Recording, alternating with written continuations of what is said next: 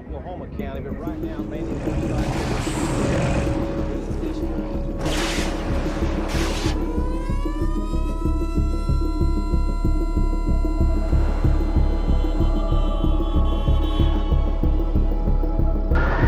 It's a twister!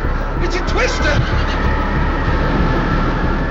Growing up in Tornado Alley was a unique experience. From regular tornado drills at school to once-a-month siren testing to huddling in our closet during a tornado warning, this was simply a part of life, albeit thankfully an irregular one.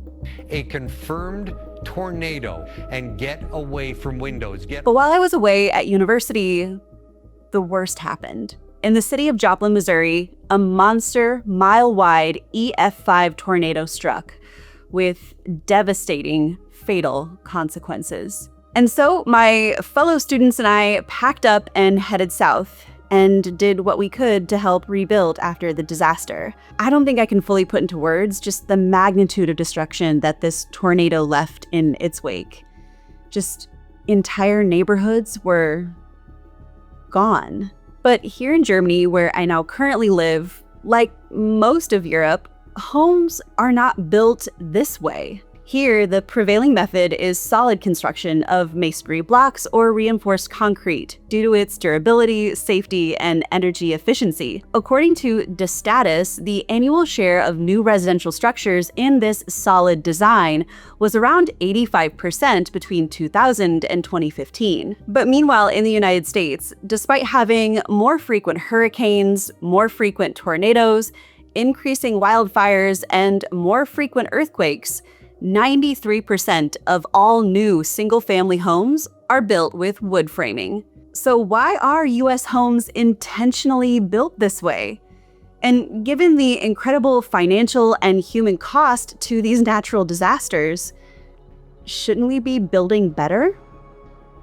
Well, let's take a look.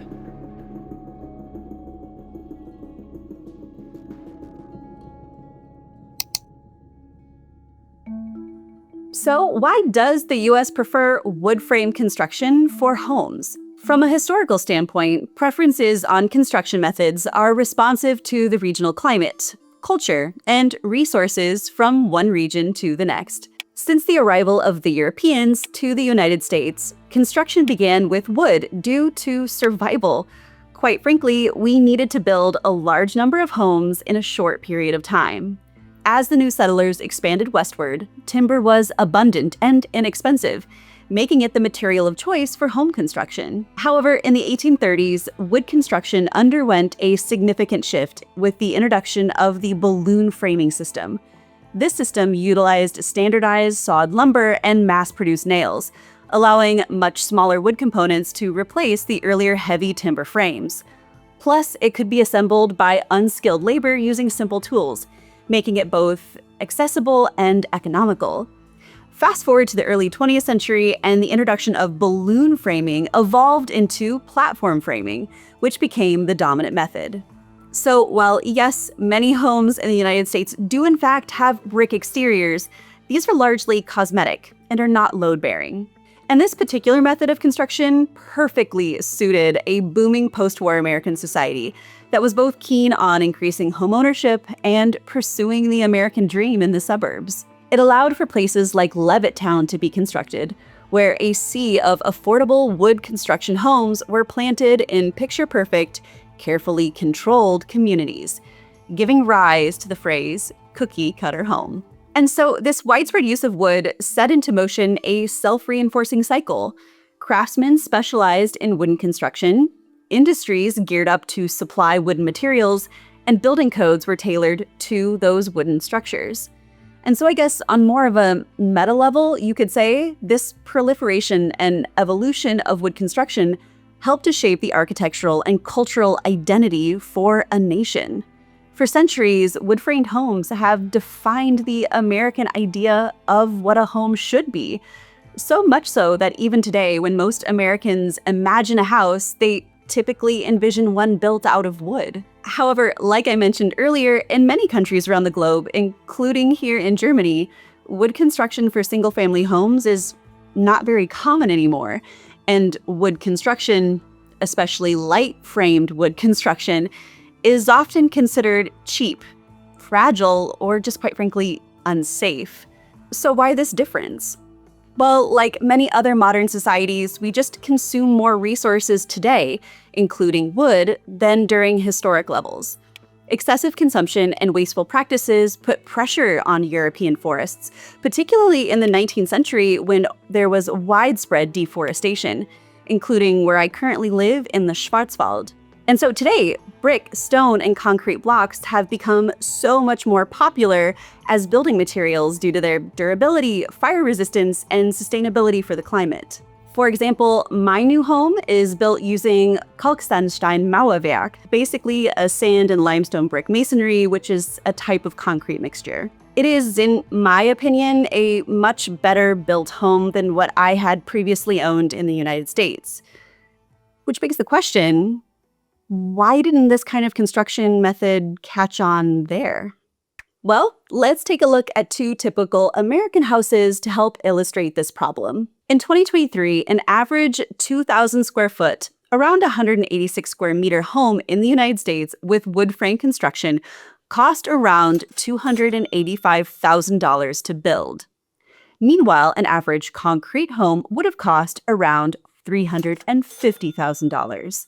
Also, keep in mind there is a wide range of cost estimates from state to state depending on the availability of materials and local building codes in some areas.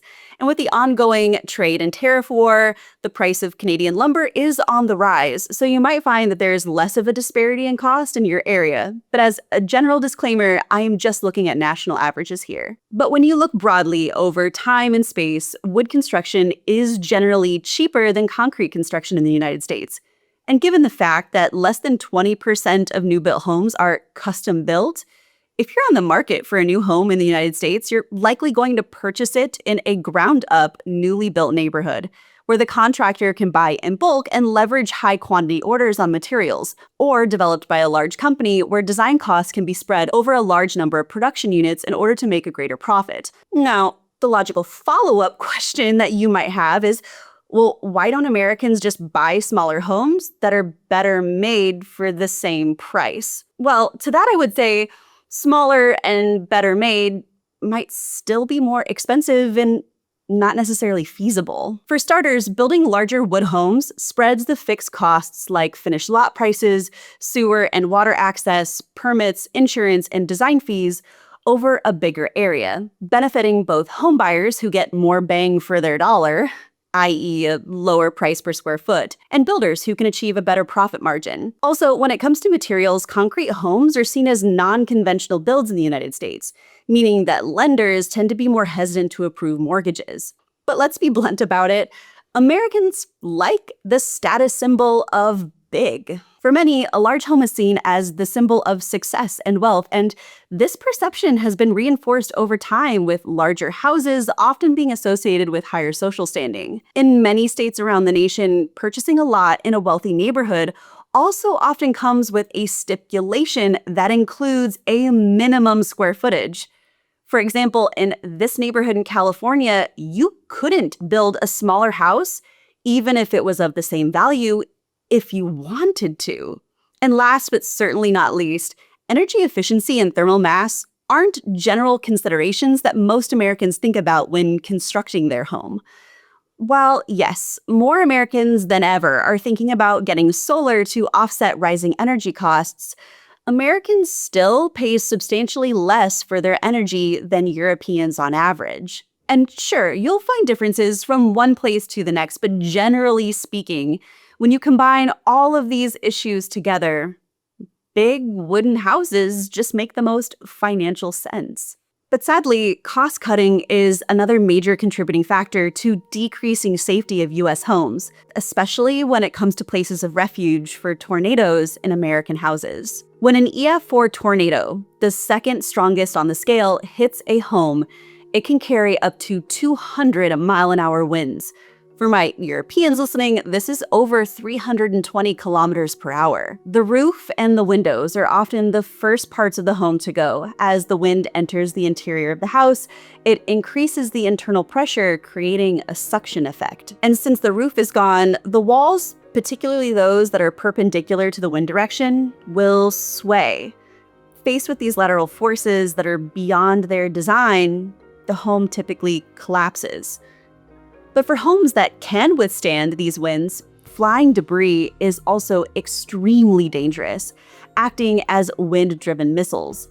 Cars can be lifted and thrown, and even well-built homes can suffer catastrophic damage from small debris being transformed into dangerous projectiles. In fact, despite the Hollywood dramatics, most fatalities from tornadoes occur because of flying debris, not because they got sucked up into the tornado. I gotta go, Julia, we got cows. Now, a concrete home is, of course, protected from most of these factors, as this image here shows. Concrete homes are also better protected from hurricanes, wildfires, and with appropriate design considerations can be just as safe in earthquake-prone zones. But to be fair, the entire house does not need to be concrete to be able to provide a safe space to ride out a storm. And again, let's go back to that tornado scenario. According to the National Weather Service, seeking shelter during a tornado is the best way to keep yourself safe, and the best place to do it is in a basement, preferably below ground level. However, basements are becoming less and less likely in American homes, especially and curiously in the places where it matters the most. In the year 2000, 40% of homes were built with basements. By 2013, that number was just 32%. And today, only 20% of new single-family homes nationally are built with full or partial basements, mostly in colder northern or western regions where they were historically constructed as a means of temperature regulation or frost protection. According to reports from today, the rising cost of materials and waterproofing issues are the two main reasons why basements are no longer popular, with more homes opting for slab foundations than ever before. In 2024, we saw a particularly active tornado season with an unusually high number of tornadoes reported, including a record-breaking number in May. And those tornadoes are also becoming less common in the traditional tornado alley and more common in the southeast, particularly in an area known as Dixie Alley. However, it is extraordinarily uncommon to find a basement there.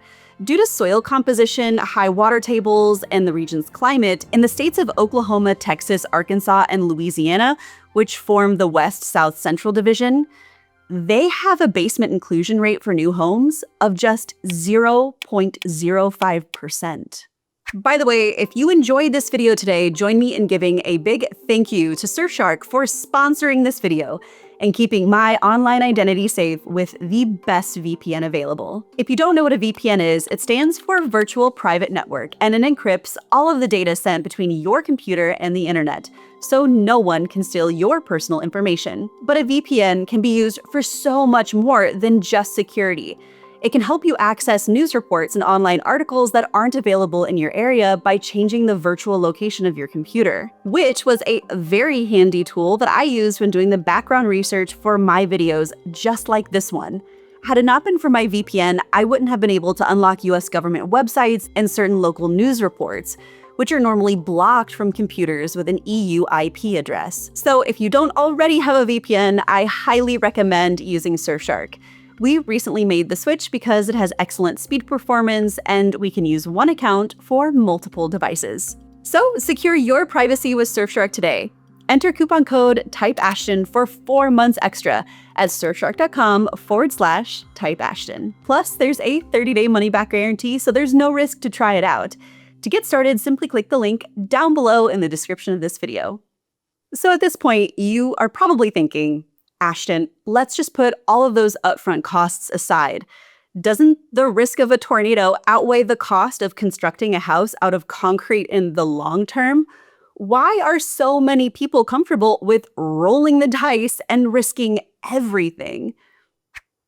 To which I would say, do you mean that rhetorically or financially? Tornadoes are both equal parts beautiful and terrifying. And although Hollywood has leveraged this menacing monster of Mother Nature time and time again, the odds of one actually impacting your home are very small.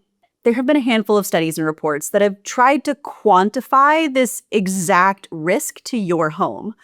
One report says that in Tornado Alley, the risk is 1 in 4 million. This one says the odds are somewhere closer to 1 in 5.6 million. But as someone who grew up in a risk zone, although tornadoes were something that we prepared for, you really could go your entire life without actually seeing one. Take a look at this map. It highlights the average number of days that a tornado was within 25 miles, or about 40 kilometers, of any point. For most of Tornado Alley and Dixie Alley, it's less than 1 day a year. But anyway you slice and dice the numbers, the general consensus is that the risk of a tornado impacting your home over your lifetime is really small. So small, in fact, that if you are someone in the business of hedging your bets against risk, you should be far more concerned with your home getting struck by lightning. The National Weather Service estimates those odds are around 1 in 15,300. Flooding is actually the most common disaster in the United States. And according to FEMA, U.S. homes have about a 1 in 4 chance of flooding during a 30-year mortgage, even in low to moderate risk areas. And nationwide, 1 in 15 homes are constructed in a flood zone. All issues which, although could be slightly less costly if the home was constructed out of concrete, it would nonetheless still come with significant liabilities. And speaking of liabilities, if you live in these risk areas, you probably have homeowners insurance, and that is the real reason Americans just build cheap houses. Let's go back to those two houses again. A 2,000 square foot home, again, costs somewhere in the ballpark of $285,000 to build. A similar size concrete home would cost roughly $350,000 or $65,000 more. Now, if we set aside the cost of realtor, builder fees, land acquisition, permitting, taxes, all of that, and we just mortgaged the construction costs, assuming a 20% down payment with a 30-year fixed 6.5% interest rate, over those 30 years, you will pay this much in interest payments alone. But of course, those aren't the only costs of homeownership. You have to insure that home. And I do mean you have to. Beyond the fact that not insuring such a valuable asset is just foolish, most mortgage companies require that the house is fully insured while you are repaying that loan. And quite frankly, Americans are super litigious, and home insurance is generally seen as a must-have. Occasionally I'll hit somebody with my car, so sue me. No, don't sue me. That's the opposite of the point that I'm trying to make. It's why only 7.4% of US homes are uninsured, a rate lower than the approximate 8.2% of the US population that doesn't have health insurance. Yeah, homes have a higher rate of insurance than human bodies. Do what you will with that information.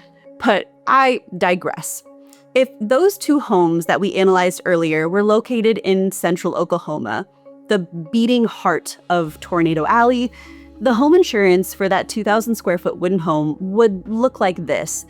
The average yearly premium is $5,917. Meanwhile, the premiums for a concrete home are $5,132.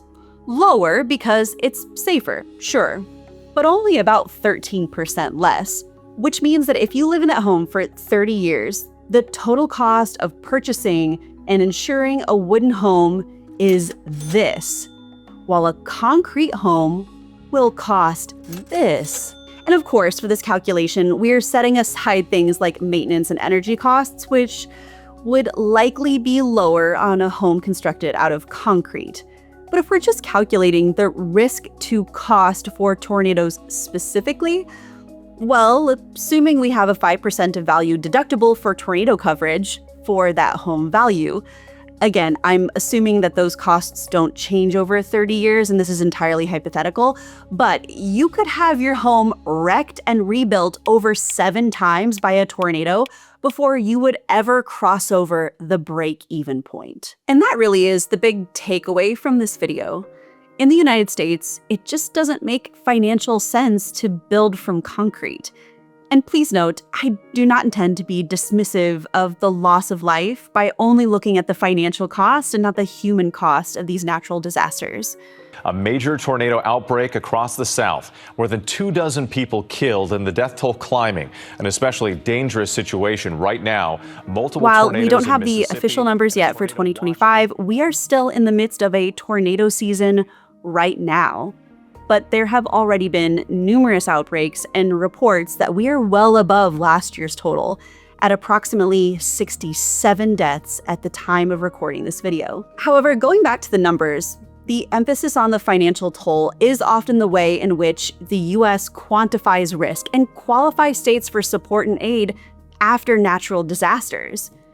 The estimated cost of assistance is one of the key factors FEMA evaluates when reviewing a state's request for major disaster declaration.